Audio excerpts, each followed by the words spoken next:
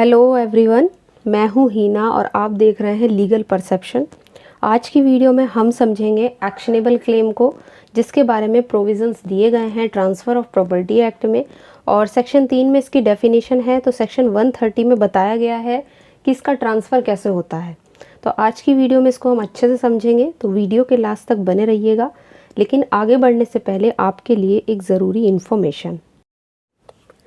तो अगर आपको ट्रांसफ़र ऑफ प्रॉपर्टी एक्ट यानी संपत्ति अंतरण अधिनियम 1882 के नोट्स चाहिए बिल्कुल हिंदी में और सिंपल लैंग्वेज में, तो आप स्क्रीन पर दिख रहे इस व्हाट्सअप नंबर पर मैसेज करके केवल 150 रुपीज़ में आप इस एक्ट के नोट्स ले सकते हैं। एक्शनेबल क्लेम या अनुयोज्य दावा, देखो इसका ट्रांसफ़र कैसे होगा जो 130 में बताया गया है, इसको समझने से पहले सेक्शन नंबर 3 में जो इसकी डेफिनेशन दी गई है उसको समझो। हालांकि इस डेफिनेशन को हम अपना जो डेफिनेशन वाली वीडियो थी ट्रांसफ़र ऑफ प्रॉपर्टी एक्ट की, उसमें हम डिस्कस कर चुके हैं, लेकिन फिर भी एक बार ये समझो कि एक्शनेबल क्लेम होता क्या है। तो एक्शनेबल क्लेम मतलब में आप क्या कर सकते हो, एक ऐसा क्लेम जिस पर आप एक्शन ले सकते हो, सिंपली इसका मतलब ये होता है। लेकिन एक्शनेबल क्लेम में ये देखा जाता है कि एक ऐसे कर्ज के लिए, एक ऐसे लोन के लिए या कर्ज के लिए जिसके लिए आपने सिक्योरिटी जमा नहीं की है, उसके लिए आप कोर्ट में केस फाइल कर सकते हो। जैसे मान लो ए है, ए ने बी से 50,000 रुपया कर्ज ले लिया, लेकिन बी के पास उसने कोई सिक्योरिटी ही जमा नहीं की, कोई गारंटी उसके पास नहीं रखी, कोई सिक्योरिटी नहीं रखी। अब ए जो है वो पैसा नहीं चुका रहा, ये 50,000 रुपये बी से ले लिए, बट कोई ना तो कोई सिक्योरिटी जमा की और अब उसका वापस भी नहीं कर रहा 50,000 रुपया। तो बी क्या करेगा, तो बी को यहाँ पे रेमेडी मिलेगी सेक्शन नंबर 3 के हिसाब से। सेक्शन नंबर 3 ये कहता है कि एक ऐसा क्लेम जिसके लिए आप कोर्ट जा सकते हो, या एक ऐसा कर्ज जिसके लिए कोई सिक्योरिटी जमा नहीं की गई है, उसके लिए आप क्लेम कर सकते हो कोर्ट में। तो यहाँ पे यही बताया गया है कि प्रतिभूत ऋण से भिन्न, मतलब एक ऐसा कर्ज आपसे ले लिया किसी ने या आपने किसी को दे दिया जिसके लिए कोई सिक्योरिटी ही जमा ना हो, तो उसके लिए जब आप क्लेम करोगे तो वो एक्शनेबल क्लेम कहलाएगा, आप उस पर एक्शन लोगे। ठीक, और साथ ही इसमें एक और चीज़ इंपॉर्टेंट है, वो है चल संपत्ति से। कोई चल संपत्ति है, मूवेबल प्रॉपर्टी है, उससे कोई फायदाप्रद हित किसी व्यक्ति का जुड़ा हुआ है ना, कोई बेनिफिशियल इंटरेस्ट अगर किसी का जुड़ा हुआ है जो दावेदार के कब्जे में नहीं है, तो उसके लिए भी आप एक्शन ले सकते हो। इसका एग्जाम्पल सुनो, जंगम संपत्ति वाले का। ए जो है वो 50 क्विंटल गेहूँ बी को देने के लिए तैयार हो जाता है।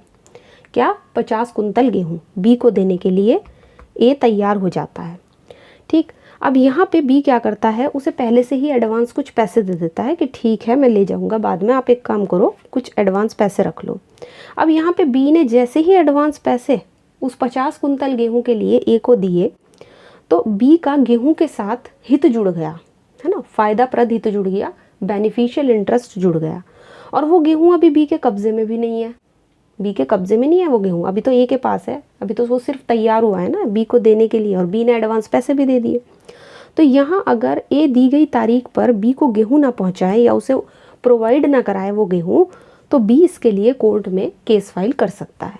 तो यहाँ पे दो चीज़ें हैं, एक तो अनसिक्योर्ड डेब्ट की बात हुई है, एक ऐसा कर्ज जिसके लिए सिक्योरिटी जमा ना की गई हो, और दूसरी जिस चीज़ की बात हुई है वो है जंगम संपत्ति का फायदाप्रद हित, एक ऐसा बेनिफिशियल इंटरेस्ट जो आपकी मूवेबल प्रॉपर्टी से जुड़ा हो और उसके साथ ही जो दावेदार के कब्जे में ना हो, उसको बोलते हैं एक्शनेबल क्लेम। सेक्शन 130 की अगर हम बात करें तो ये हमें डेफिनेशन नहीं बताता एक्शनेबल क्लेम की, ये हमें बताता है कि इसका ट्रांसफ़र कैसे होगा।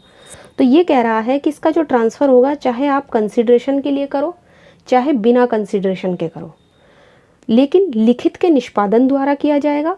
जो अंतरणकर्ता या उसकी तरफ से कोई उसका एजेंट है उसके द्वारा सिग्नेचर होना चाहिए, और उसके सारे राइट्स और जो रेमेडीज़ हैं वो चाहे नुकसान के तौर पर हो या नहीं, अंतरिति में चले जाएंगे। मतलब जिसको आप एक्शनेबल क्लेम का ट्रांसफ़र कर रहे हो तो उसके पास चले जाएंगे, चाहे अंतरण की सूचना दी गई हो या ना दी गई हो। तो ये हमें बताता है कि भले ही आपका कोई कंसिडरेशन हो या ना हो, इस बात से फ़र्क नहीं पड़ता। अगर आप अपनी तरफ से किसी को कोई केस फाइल करने के लिए दे रहे हो कि चलो मेरी तरफ से तुम केस फाइल कर दो, है ना, अनुयोज्य दावे के लिए, तो आप ऐसा कर सकते हो। लेकिन वो जो ट्रांसफ़र होगा ना एक्शनेबल क्लेम का, एक तो वो रिटिन में होना चाहिए, दूसरा उस पर साइन होने चाहिए, हस्ताक्षरित होना चाहिए वो, और जो अंतरण करता है, जो उस एक्शनेबल क्लेम को ट्रांसफ़र कर रहा है, और जितने भी उसके राइट्स और लाइबिलिटीज़ होंगे जो अंतरणकर्ता के थे, वही सारे राइट्स और लाइबिलिटीज़ किसके पास चले जाएंगे, वो चले जाएंगे आपके अंतरिति के पास, यानी जिसको आप ट्रांसफ़र कर रहे हो। लेकिन इसका एक एक्सेप्शन दिया हुआ है। एक्सेप्शन ये है कि इस सेक्शन की जो कोई भी बात है वो ना तो किसी आपके समुद्री बीमे पर और ना ही किसी अग्नि बीमा पॉलिसी के ट्रांसफ़र को लागू नहीं होती है। ठीक, यानी कि जो भी आपके मरीन और फायर इंश्योरेंस होते हैं उसका आप ट्रांसफ़र नहीं कर सकते। वैसे आप ट्रांसफ़र कर सकते हो, क्योंकि देखो ये ऐसा इसलिए कहा गया है क्योंकि जितने भी आपके फायर इंश्योरेंस है वो हम किस लिए कराते हैं कि अगर कल को हमारे घर में आग वगैरह लग जाती है तो हम इंश्योरेंस कंपनी से इंश्योरेंस ले लेंगे। ठीक, इसलिए कराते हैं। तो यहाँ पर इस तरीके का ट्रांसफ़र आप नहीं करा सकते, क्योंकि आग जिसके घर में लगती है इंश्योरेंस वही ले सकता है, इस तरीके का आप ट्रांसफ़र नहीं कर सकते हो। तो अगर समुद्री बीमा आपने कराया हुआ है या कोई अग्नि बीमा कराया है तो उसका आप ट्रांसफ़र नहीं कर सकते, ये इसका एक्सेप्शन है। तो यहाँ पर ये ध्यान रखना है कि ये सिर्फ हमें ट्रांसफ़र बता रहा है, लेकिन इसकी डेफिनेशन हमें कहाँ पता लगेगी, सेक्शन नंबर 3 में। अब यहाँ पे एक केस भी देख लो, सीताराम वर्सेस नारायण स्वामी 1916 का केस है। इस मामले में कोर्ट ने कहा कि जो एक्शनेबल क्लेम का आप ट्रांसफ़र करते हो तो उसके लिए किसी खास प्रारूप की या किसी खास ड्राफ्ट की ज़रूरत नहीं होती है। जिस भाषा का प्रयोग अंतरणकर्ता कर रहा है उसके अंतरण का बस इंटेंशन जो है, जो उसका आशय है या इरादा है, वो स्पष्ट होना चाहिए कि हाँ मैं इसको ट्रांसफ़र करना चाह रहा हूँ।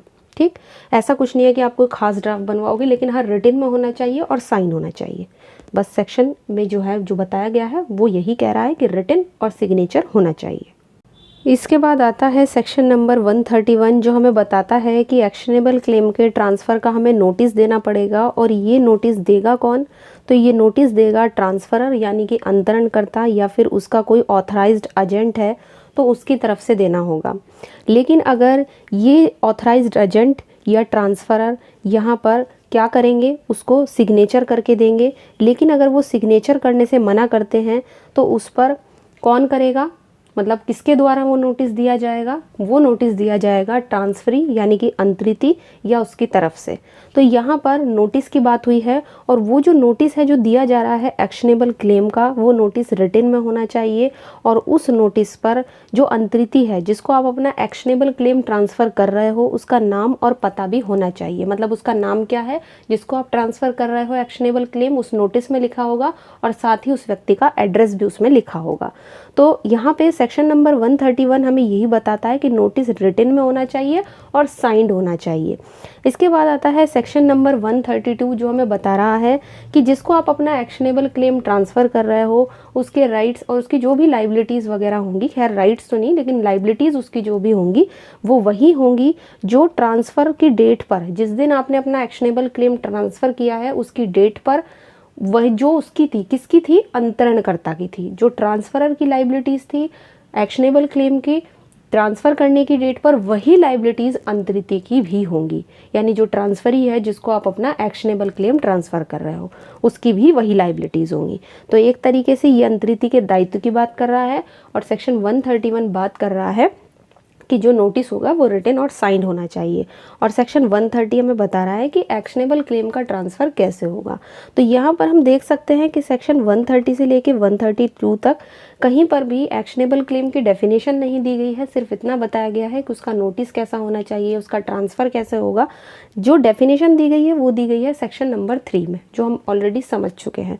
तो आई होप आज की वीडियो में एक्शनेबल क्लेम से रिलेटेड क्या क्या बेसिक पॉइंट्स थे ये आपको क्लियर हो गए होंगे, जो ट्रांसफ़र ऑफ प्रॉपर्टी एक्ट में दिए गए हैं।